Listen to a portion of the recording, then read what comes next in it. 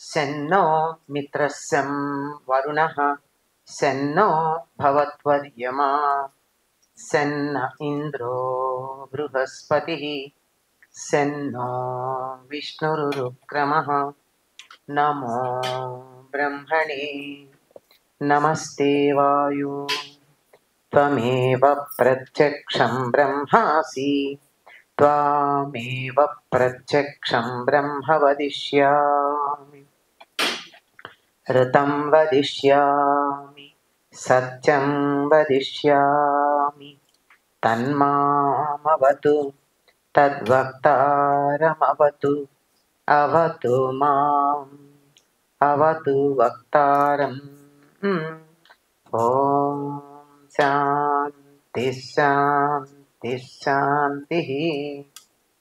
శ్రీ గురుభ్యో నమః. శ్రీ మహాగణాధిపతే నమః. శ్రీమాత్రే నమః. ఇంత చక్కని అవగాహన కార్యక్రమాన్ని ఏర్పాటు చేసినటువంటి ఏఐ ఫౌండేషన్ దానికి చెందినటువంటి సంగీత గారికి, ఈ చక్కని కార్యక్రమానికి వేదికనిచ్చినటువంటి భద్రకా కాలేజ్ వారికి, ఎదురుగా ఉన్నటువంటి విజ్ఞులైనటువంటి శ్రోతలు, నాతో పాటు ఈ వేదికని పంచుకున్నటువంటి శ్రీమతి వసుధ గారు, నిహారికారెడ్డి గారు, అందరికీ కూడా హృదయపూర్వకంగా నమస్కారం చేస్తూ, మనకి ఈ దేవాలయ వ్యవస్థ అన్నటువంటి దానిని మనకి ఇప్పుడున్నటువంటి రూపంలో అందించినటువంటి వారు ఉద్ధవుడు. శ్రీకృష్ణుడి సఖుడు, బాల్య సఖుడు. కృష్ణుడంటే ప్రాణం. ఎంత ప్రాణం అంటే ఒకసారి ఇంటికి కూడా రాల, 5 ఏళ్ల పిల్లాడుగా ఉన్నప్పుడు. బృహస్పతి దగ్గర విద్యాభ్యాసం చేసినటువంటి వాడు. ఏమయ్యాడా అని తల్లి కంగారు పడుతూ ఉంటే అడవిలో ఒక బాలుణ్ణి కృష్ణుడుగా భావించి అన్ని రకాల సేవలు చేస్తున్నాడు. అంతటి భక్తుడు. అటువంటి భక్తుడు నిరంతరం కృష్ణుడి దగ్గరే ఉన్నప్పుడు ఆయనకే చిట్ట చివరన తాను శరీరం వదులుతున్నాను, కలియుగం రాబోతోంది, అప్పుడు నువ్వు నిర్వర్తించవలసిన కార్యాలు ఇవి అని కొంతమందికి అప్పచెప్పిన వాటిల్లో ప్రధానంగా అప్పచెప్పినటువంటి ఉద్ధవుడికి. ఉద్ధవ గీత అన్నది మనకి భాగవతంలో 11వ స్కంధంలో కనపడుతుంది అన్ని లక్షణాలు చెప్తూ. అతడితోనే అప్పుడు ఈ రకమైన మనకి ఇప్పుడు ఉన్నటువంటి దేవాలయ వ్యవస్థ ఒకటి ఏర్పాటు చేసి దాన్ని స్థిరపరిచి మానవులకు అందించమని చెప్పాడు. ఎందుకంటే అంతకు ముందంతా మనకి కృతయుగం అంతా కూడా తపస్సులతో నడిచింది. ద్వాపర యుగం అంతా యజ్ఞయాగాది క్రతువులతో నడిచింది. త్రేతాయుగం అంతా. ద్వాపర యుగానికి వచ్చేటప్పటికి కొంత యజ్ఞాలు అక్కడక్కడ ఉన్నా ఈ వేదాధ్యయనం వీటితో కొంతవరకు నడిచింది. కలియుగానికి వచ్చేటప్పటికి ఇవేవి చేయలేరు అని బాగా అర్థమైపోయింది. పాపం వ్యాసుడే బాధపడ్డాడు. అలసుల్, మందబుద్ధులు, అల్పతరాయువులు, ఉగ్రరోగ సంకలితులు, సత్కర్మములేపి చేయజాలరు ఈ కలియుగంబున మానవులు. పాపం వీళ్ళని ఉద్ధరించే పద్ధతి ఏమిటా అని ఆలోచించి మహాభాగవతాన్ని మనకు అందించడం జరిగింది.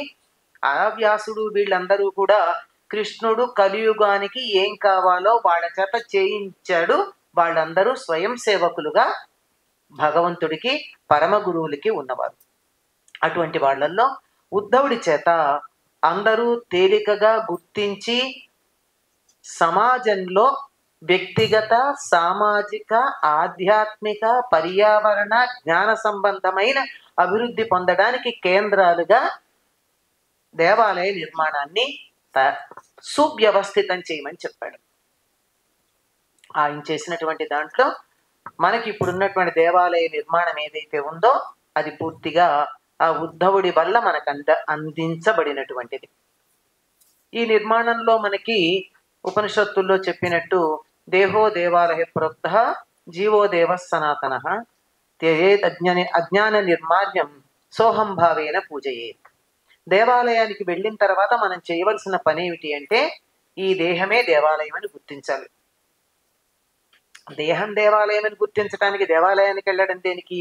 ఈ దేహం దేవాలయం అని ఇంట్లో కూర్చొని గుర్తించుకోవచ్చుగా? కాదు. అది గుర్తించటానికి మనకి ఏకో ఒక ఆధారం ఉండాలి. ఊహ చెయ్యమంటే ఎంతమందికి కుదురుతుంది? కళ్ళు మూసుకుని కూర్చుంటే యోగమో ధ్యానమో అని చెప్పి నిద్రలోకి జారుకునే వాళ్ళే చాలా మంది కనపడుతున్నారు. అంతే కదా? వింటూ కూడా సగం కళ్ళు తెరుచుకుని నిద్రపోయే వాళ్ళే చాలా మంది ఉంటారు. అటువంటి వాళ్ళకి అనుభూతి కావాలి అంటే కొంత క్రియ అవసరం. దానికి గాను దేవాలయం ఒక కేంద్రంగా పెట్టారు. దేవాలయం సరిగ్గా మనిషి యొక్క శరీరం లాగా ఉంటుంది. దేవాలయ నిర్మాణం అంతా కూడా ప్రాకారం చర్మం, ఇలా చెప్పుకుంటూ వెడితే ధ్వజస్తంభం వెన్నెముక, ముఖద్వారం నోరు, తప్పనిసరిగా 2 గవాక్షాలు ఉంటాయి, అంటే కిటికీలు ఉంటాయి, ఆ కిటికీలు కళ్ళు.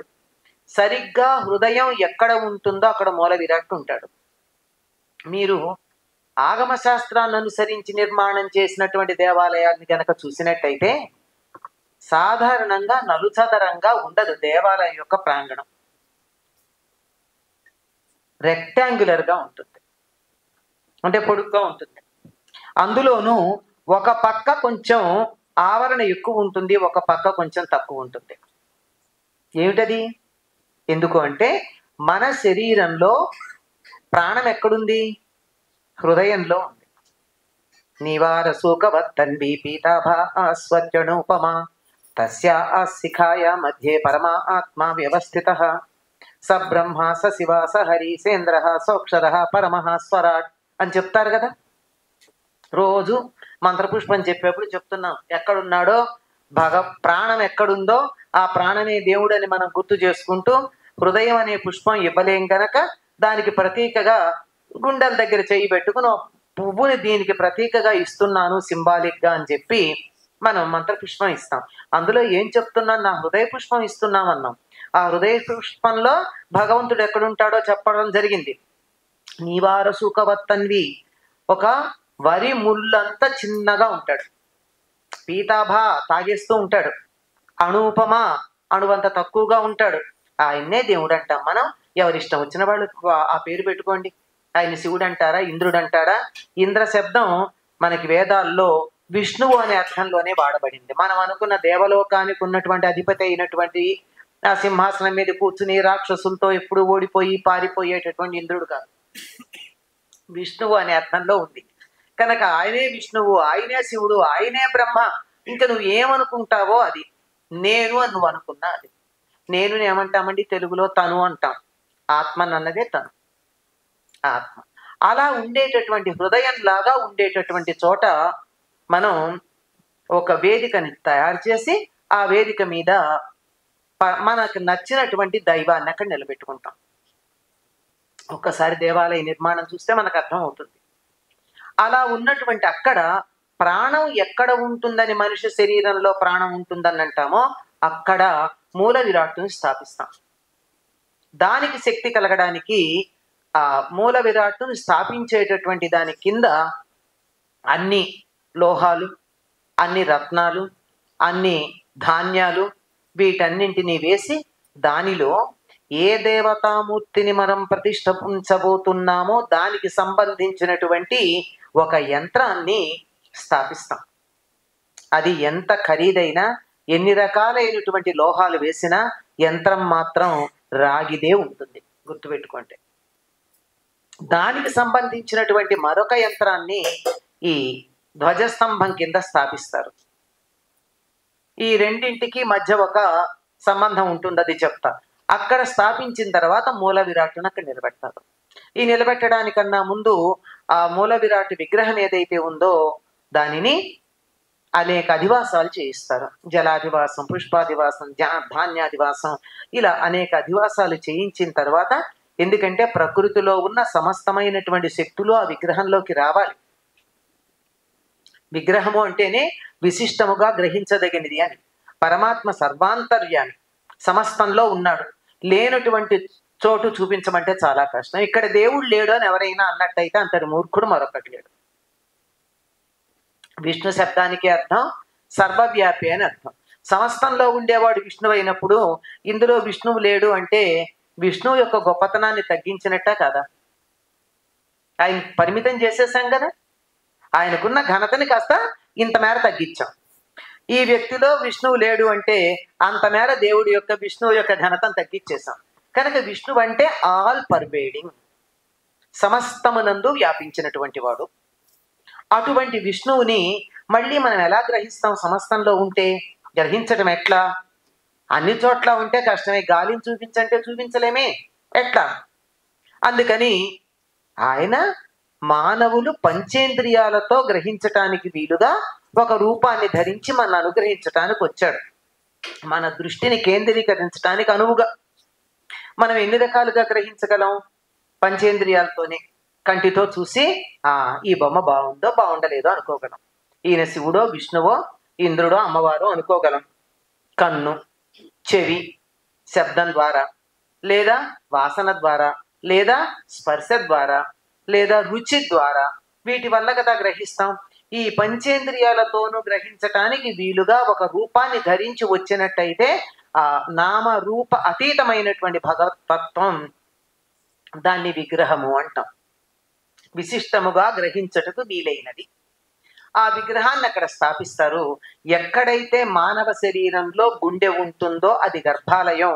దాని మీద మూల విరాట్టుని స్థాపించినటువంటి ప్రదేశం. ఎక్కడైతే మన ప్రాణం ఉంటుందో అది. ప్రాణం ఎంత ఉంటుందో చెప్పాం, ఎక్కడుంటుందో కూడా మన వాళ్ళు డిసెక్షన్ చేసినట్టు చెప్పారండి, చాలా జాగ్రత్తగా చెప్పారు. ఏదైతే గుండెకి సంబంధించినటువంటి కవాటం ఉంటుందో ఆ కవాటం అంటే వాల్వ్, అది ఇటు అటు కదలడానికి వీలుగా ఉండే పల్క్రమ్ మూమెంట్ ఏదైతే ఉందో, పల్క్రమ్ మూమెంట్కి కేంద్రస్థానమైనటువంటి ప్రదేశంలో ఉంటుందట ప్రాణం. అది చాలా కష్టం. దీన్నంతా వివరంగా చెప్పారు. దీన్ని గుర్తించటానికి మనకి దేవాలయానికి వెళ్ళాలి. ఇది గుర్తించి త్యజేత్ అజ్ఞాన నిర్మాల్యం, అజ్ఞానము అనేటటువంటి నిర్మాల్యాన్ని తొలగించండి. ఏమిటి అజ్ఞాన నిర్మాల్యం అంటే? భగవంతుణ్ణి అర్చించటానికి మనం వేసినటువంటి పూలు మొదలైనవి ఏవైతే ఉన్నాయో భగవంతుడికి అర్పించినవి, అవి మర్నాటికి వాడిపోతాయి కనుక వాటిని మనము వాడుకోలేము, దేవుడి దగ్గర కూడా ఉంచకూడదుగా, వాటిని తీస్తాం. అవి ఎంత భగవంతుణ్ణి తగిలి ఉంటాయి మూర్తికి, అందువల్ల వాటిని అపవిత్రం చేయకూడదు గనక నిర్మాల్యం అన్న పేరుతో తీసి పక్కన పెట్టి ఎవరు తొక్కని చోట, అపవిత్రం కాని చోట పడేస్తాం. దాన్ని నిర్మాల్యం అన్నాం. అజ్ఞానం నిర్మాల్యం ఎట్లా అయింది అంటే, ఇప్పటిదాకా నాకు జ్ఞానం లేదు గనక. పుట్టుకతోనే ప్రతి మనిషికి అవిద్య అన్నది ఉంటుంది, బై డిఫాల్ట్ ఉంటుందట. ఎందుకు ఉంటుంది అంటే, అవిద్య అన్నది లేకపోయినట్టయితే ఈ సంసారం అనే నాటకం నడవదు. నేను అన్న భావన, నేను ఎదగాలి, నాకు కావాలి, నేను తింటాను, నేను చూస్తాను, నేను ఉంటాను అని నా గురించి నేను అనుకోకుండా గనక ఉన్నట్టయితే ఈ నాటకం ఎక్కడ జరుగుతుందండి? అందరూ రమణ మహర్షిలాగా కూర్చుంటే వ్యవహారం ఎట్లా నడుస్తుంది? శక్తి వల్ల నడుస్తుందన్నా ఆ శక్తి నడపడానికి ఒక యంత్రం ఉండాలి కదా, మానవ శరీరం అనే యంత్రం. వీటన్నిటికీ సంబంధించినటువంటిది ఆ అహం, నేను అనేటటువంటి అవిద్య ఉంటుంది. విద్యకి అవిద్యకి చాలా తేలికైన ఉదాహరణ చెప్పేవారు మా గురువు గారు. నేను ఈ శరీరం అనుకోవడం అవిద్య, నాది ఈ శరీరం అనుకోవడం విద్య. ఎంత తేలికో, కానీ ఎంత తేలికైతే అర్థం చేసుకోవడం అంత కష్టం. తెలుగు క్లాసుల్లో పిల్లలు అల్లరి చేస్తారు, అర్థం అవుతుంది కనుక. ఇంగ్లీష్ క్లాసుల్లో ఎందుకు అల్లరి చేయరు అంటే అర్థం కాదు కనుక. అర్థం కాకపోతే కొంచెం, అందుకని అప్పుడప్పుడు తెలుగు మాస్టర్లు ఏం చేస్తారు, పిల్లలకు అర్థం కాని పెద్ద పెద్ద సమాసాలతో వాళ్ళని దడ పుట్టించేట్టుగా పెద్ద వాక్యం చదువుతారు, వెంటనే సైలెంట్ అయిపోతారు పిల్లలు. తేలికైందంటే చులకన. అందువల్ల ఇంత తేలికగా నాది ఈ శరీరం అనుకోవడం జ్ఞానం అండి, నేను ఈ శరీరం అనుకోవడం అజ్ఞానం. ఇప్పుడు ఈ సెల్ ఫోన్ నాది, ఈ కళ్ళజోడు నాది, అలాగే ఈ చెయ్యి నాది, ఈ కాలు నాది, ఈ ఒళ్ళు నాది అంటున్నాను. ఇవన్నీ లేకపోయినా నేనున్నానా లేదా? ఇది లేకపోయినా ఉన్నా, ఇది లేకపోయినా ఉన్నా, ఆఖరికి ఇది లేకపోయినా ఉన్నా. ఉంటాం కదా చాలా మందికి, ఇది కూడా ఉండదు కదా, అయినా ఉంటున్నారా లేదా? అంటే ఇవేవి నేను కాదు, వీటికన్నా భిన్నంగా లోపల నేను ఉన్నాను అనే జ్ఞానం పొందడానికి దేవాలయానికి వెళ్ళాలి. ఈ శరీరం ఏదైతే ఉందో ఈ దేవాలయాన్ని చూసినప్పుడు, ఈ దేవాలయ నిర్మాణం ఏదైతే ఉందో అది నా శరీరంలాగా ఉంది. అలా శరీరంలాగా ఉంది కానీ ఇక్కడ దేవుడు ఉన్నాడా అంటే జీవో దేవ సనాతన, లోపల ఉన్న జీవుడే సనాతనుడైనటువంటి దైవం. దైవాన్ని ఎక్కడో గుర్తించక్కర్లేదండి, ఇక్కడే ఉన్నాడు. కానీ ఇక్కడ ఉన్నాడని గుర్తించడం కష్టం, చెప్పాను కదా ముందర. అందుకే అజ్ఞానం గురించి ముందర చెప్పాను. అజ్ఞానం పుట్టుకతో ఉంది, మనతో పుట్టింది. దాన్ని సహజము అంటారు. సహ అంటే కలిసి, జా పుట్టింది, కలిసి పుట్టింది మనతో. ఆ కలిసి పుట్టినటువంటి దాన్ని త్యజేత్, నెమ్మదిగా వదిలించుకోవాలి. దానికోసం దేవాలయానికి వెళ్ళాలి. ఈ దేవాలయం లాంటిదే నా శరీరం, దేవుడు లాంటి వాడే నాలో ఉన్నటువంటి భగవంతుడు. కనుక నా శరీరం లాగే ఈ శరీరం ఉంది, ఈ శరీరం ఉంది, ఆ శరీరం ఉంది. ఇక్కడ ఉన్న శరీరాలన్నీ ఈ శరీరం లాంటివే. కనుక అందరిలో ఉన్నదెవరు? ఒకే ఒక్క భగవంతుడు. కనుక అందరినీ భగవత్ స్వరూపాలుగా నేను భావించాలి అనే జ్ఞానం పొందడానికి దేవాలయానికి వెళ్ళాలి. ఈ అజ్ఞానం అన్నది పుట్టుకతో ఉందే మనకి. నేను అనేటటువంటి, నేను అన్న వరకు పర్వాలేదండి. నేను అన్నప్పుడు వస్తుంది సమస్య అంతా. నేనే అన్నప్పుడు అసలు సమస్యే కాదు, యుద్ధాలే వస్తాయి కదా.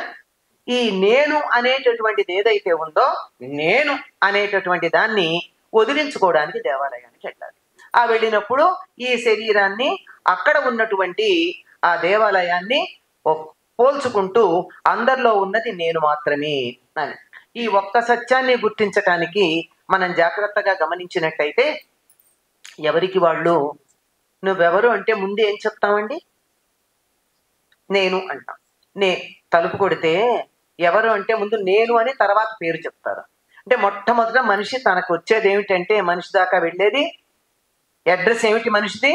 నేను అన్నది మనిషి యొక్క అడ్రస్. దాన్నే సంస్కృతంలో ఆత్మ అన్నారు, తెలుగులో నేను అన్నాం. ఈ నేను అన్న అడ్రస్ దాకా చివరికి వెళ్ళిన తర్వాత అందరిలో కూడా ఎవరికి వాళ్ళు నేనంటారు. నేను నేనే అంటానండి, ఈవిడ నేనే అంటారు, ఆయన నేనే అంటారు, ఈవిడ నేనే అంటారు.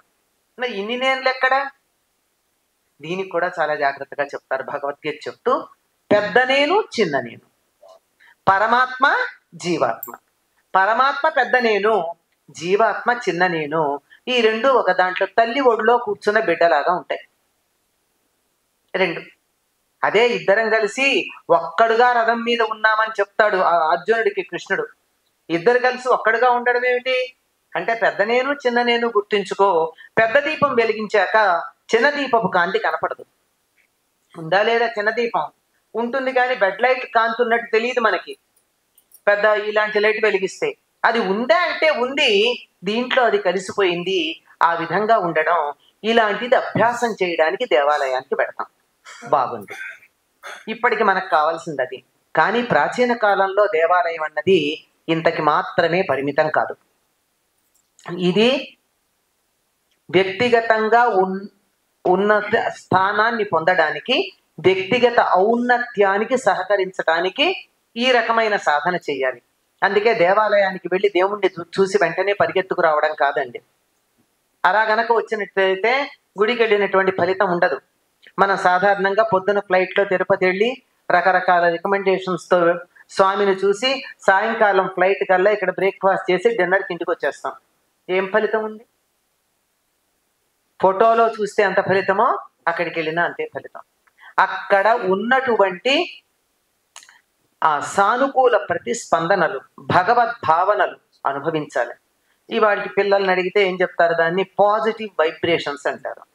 వాటిని అనుభూతి చెందినప్పుడు పాజిటివ్ వైబ్రేషన్స్ ఎక్కువ ఉంటే నెగిటివ్ కొద్ది కొద్దిగా తప్పుకునే అవకాశం ఉంది. కనుక మన వాళ్ళు ఏం చెప్పారు? గుడికి వెళ్ళాక దేవుణ్ణి చూసి కాసేపు కూర్చుని రావాలండి అన్నారు.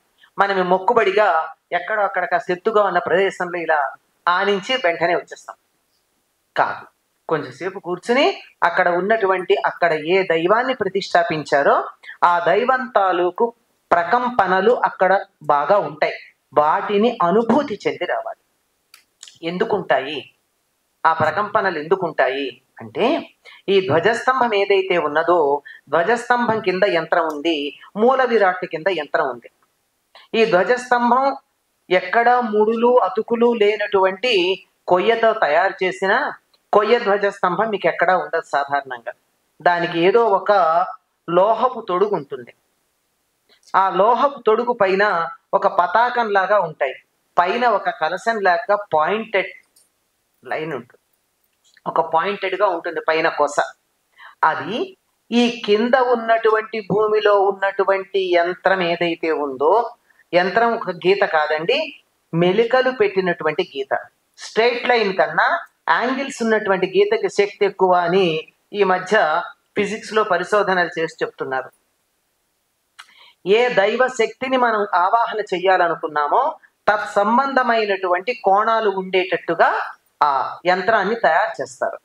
ఆ యంత్రం ఆ పైన ఉన్నటువంటి ధ్వజస్తంభం పైన ఉన్నటువంటి పాయింటెడ్ పైభాగం ఉందే, సూచికలాగా ఉండేది, అంటే సూది మొనలాగా ఉండేది, దాని నుండి అది అంతరిక్షంలో ఉన్న ఈ యంత్రానికి సంబంధించినటువంటి స్పందనలని గ్రహించి కింద ఉన్నటువంటి యంత్రానికి పంపుతుంది.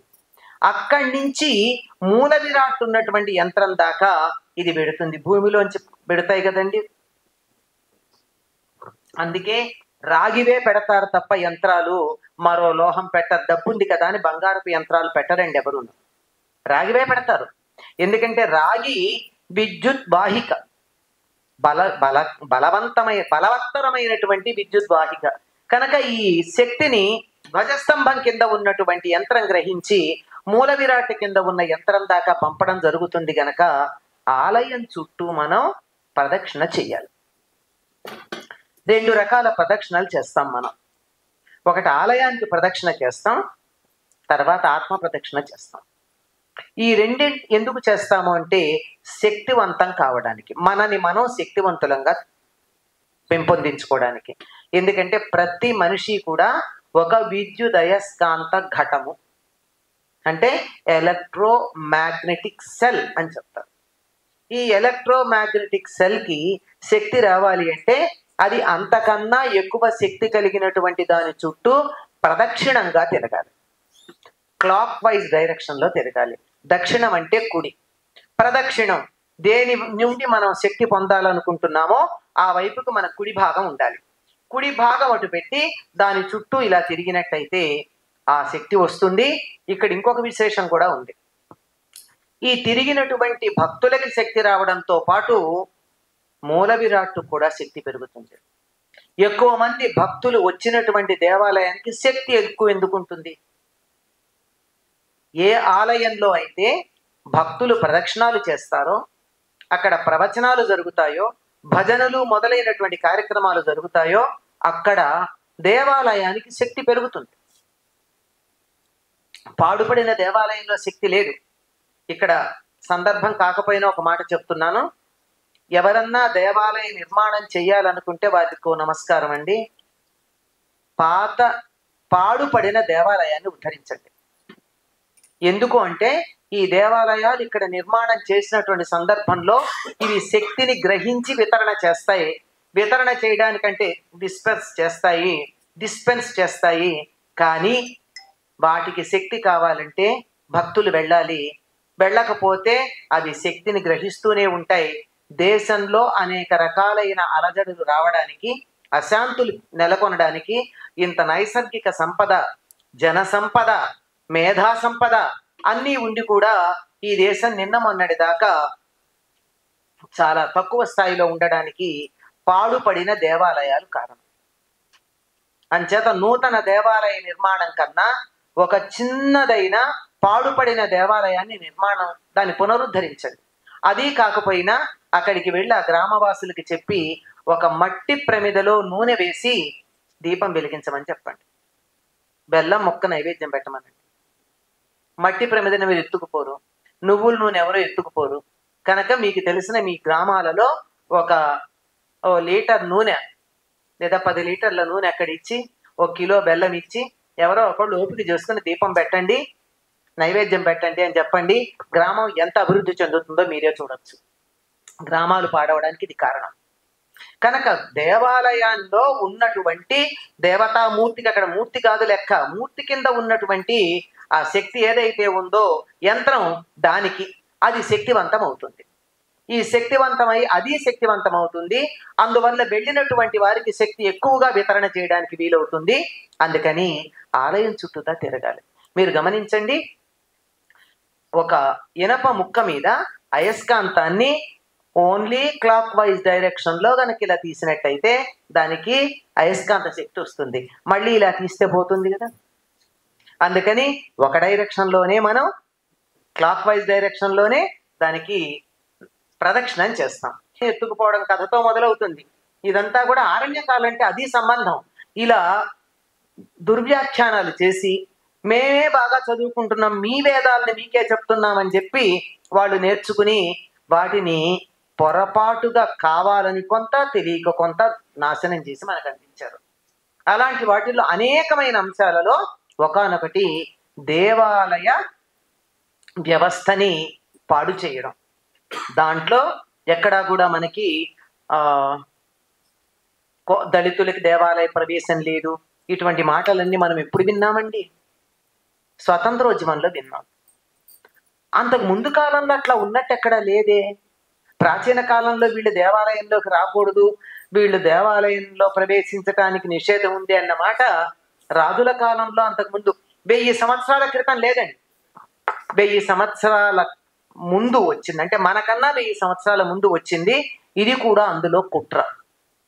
మీరు గమనించినట్టయితే కొన్ని దేవాలయాల్లో మనం ఈనాడు దళితులని చెప్పేటటువంటి వాళ్ళు అర్చకులుగా ఉన్నారు. ఈనాటికి కూడా కొన్ని గ్రామాల పేర్లు కావాలంటే కూడా నేను చెప్పగలను ఎక్కడ ఉన్నారు. మరి అట్లా ఉన్నటువంటి చోట వారి చేత పూజలు చేయించుకుని వచ్చేటటువంటి చోట కొన్ని చోట్ల మేము నాగరకులము అనే ఆంగ్ల విద్య చదువుకుని వారు చెప్పినటువంటి విషయాలను అనుసరించేటటువంటి ప్రాంతాలలో ఇలాంటి విచక్షణ అంటారా, విభేదం రావడం మొదలైంది. కానీ లేకపోతే అటువంటిది ఉండేది కాదు. మీరు గమనించినట్టయితే దేవాలయంలో కూడా అందరూ లోపలికి వెళ్ళరండి. గర్భగుడిలోకి వెళ్ళగలిగినటువంటి వాళ్ళు కొద్దిమంది మాత్రమే. మేమెందుకు వెళ్ళకూడదు అంటే మేము కూడా వెళ్ళాం. మేము అంటే ఆడవాళ్లే కాదు, మగవాళ్ళు కూడా, బ్రాహ్మణులు చాలా మంది వెళ్ళరు. ఎందుకు వెళ్ళరు? ఆ మూల విరాట్టుని ముట్టుకుని ఆ శక్తిని తట్టుకోగలిగినటువంటి సాధన చేసిన వాడు మాత్రమే వెళ్ళాలి. ఐసీయూలోకి అందరూ పెడతారా? వెళ్ళరు కదా. కొన్ని నియమాలు పాటించాలి. ఐసీసీయూ అయితే అసలు వెళ్ళడానికే లేదు ఎవరు.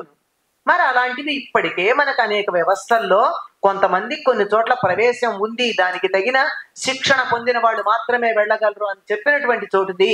అంతే తప్ప ఈ విచక్షణ అన్నది, వాళ్ళని దూరంగా పెట్టడం అన్నది కొద్ది శతాబ్దాల క్రితం వచ్చింది. ఆడవాళ్ళని, చాలా మంది ఇతరులని దేవాలయాల్లోకి రానియకపోవడం, వేదం చదువుకోనికపోవడం, ఇవన్నీ తర్వాత వచ్చాయి కానీ మొదట్లో లేదు. సత్యకామ జాబాలి కథ చూస్తే మనకు అర్థం కాదు. నువ్వెవరివి అంటే నాకు తండ్రి తెలియదు, మా అమ్మ పేరు ఇది అని చెప్తాడు. జబల కొడుకుని అంటాడు. రానాయన నీకు నేను విద్య నేర్పుతాను. ఊరికే వివరం తెలియడానికి అడిగారు కానీ దూరం పెట్టడానికి అడిగింది కాదే. ఇలాంటివన్నీ మనం చెప్పుకోక ఎక్కడో ఏదో జరిగినటువంటి ఒక్కదాన్ని గురించి మాట్లాడుతూ ఉంటారు. ఇది సందర్భం కాకపోయినా ఒక ఉదాహరణ చెప్తాను, అందరికీ తెలియాలి. నిన్న మొన్న కూడా సోషల్ మీడియాలో చాలా బాగా దాని మీద ట్రోలింగ్ పాయింట్స్ వచ్చాయి గనక సతీ సహగమనం గురించి మాట్లాడుతున్నారు ఒక ఆవిడ. అందుకని నాకు సనాతన ధర్మం ఇష్టం లేదని. సతీ సహగమనం ఆంధ్రదేశంలో ఎవరన్నా చేశారా? లేదే. బెంగాల్లో ఏదో ఎవరో చేశారు, ఒకళ్ళిద్దరు. అందరూ చేసినట్టు మాట్లాడితే మనం పెరిమొహాల్లాగా వింటున్నాం, వినకూడదని చెప్పడానికి చెప్పా. నేను నిన్ననే చూశాను, యూట్యూబ్లో మాట్లాడింది ఒక ఆవిడ, మహాతల్లి. సతీ సహగమనం చేస్తారు కనుక ఆడవాళ్ళు సనాతన ధర్మాన్ని పాటించకూడదు. మంచిది, నువ్వు పాటించకమ్మా, మాకు అక్కర్లేదు. మీలాంటి వాడు మా దగ్గర ఉండకపోవడమే మాకు మంచిది, మా పిల్లలన్నా బాగుపడతారు. కనుక ఈ విధంగా ఎక్కడో ఏదో జరిగినటువంటి ఒక్కదాని గురించి పట్టుకుని దేవాలయాల్లోకి రానియలేదు మొదలైనటువంటి మాటలు మాట్లాడారండి. అవేమీ లేవు. అందరికీ అధికారం ఉంది. ఎవరెక్కడ దాకా వెళ్ళాలి అక్కడ దాకానే వెళ్ళాలి. అర్చకులు మాత్రమే, శిక్షణ పొందిన వాళ్ళు మాత్రమే గర్భగుడిలోకి వెడతారు. బారుల్లో కూడా అందరూ మూల విరాట్టును ముట్టుకుని అలంకారాలు చేయరు, కొద్దిమందే చేస్తారు. దానికి ఒకళ్ళకో ఇద్దరికో ఉంటుంది అధికారం మూల విరాట్టును ముట్టుకునేది. నేను కూడా బ్రాహ్మణుడినే చేస్తానంటే ఒప్పుకోరు, నేను కూడా అర్చకుడినే చేస్తానంటే ఒప్పుకోరు. ఎవరి డ్యూటీ వాళ్ళు చెయ్యాలి. ఎవరు దేనికి శిక్షణ పొందారో వాళ్ళు చెయ్యాలి. అంతే. ఎవరెక్కడ దాకా వెళ్ళాలో అక్కడికి వెళ్ళాలి, అంతవరకే వెళ్ళాలి. ఈ నియమం తెలియకపోబట్టి అన్నింటికి గుర్రాన్ని గాడిదని ఒకే రాట కట్టేసినట్టు ప్రతిదాన్ని ఒకదానికి కట్టేసి మాట్లాడుతూ ఉన్నారు. మనం ఈ విషయాలు పిల్లలకి చెప్పాలి అనే ఉద్దేశంతో నిన్న అది విన్న తరక నాకు చాలా బాధేసింది. సమాధానం చెప్తామంటే షీఈ్ నాట్ వర్త్ టాకింగ్ అని ఊరుకున్నాను. మనం ఇక్కడ చెప్తే మన పిల్లలకి చెప్పుకుందాం, అందుకని ఈ విషయం ప్రస్తావించాను. సమయం నాకు ఇచ్చిన అరగంటకు ఒక 5 నిమిషాలు మించినట్టున్నాను. ఏమ్మా కరెక్ట్ అయినా 35 మినిట్స్ మాట్లాడి చివరకు పెట్టిన ఎక్స్ట్రా రెండింటికి దానికి నన్ను మన్నించండి. అందరికీ ధన్యవాదాలు. స్వస్తి.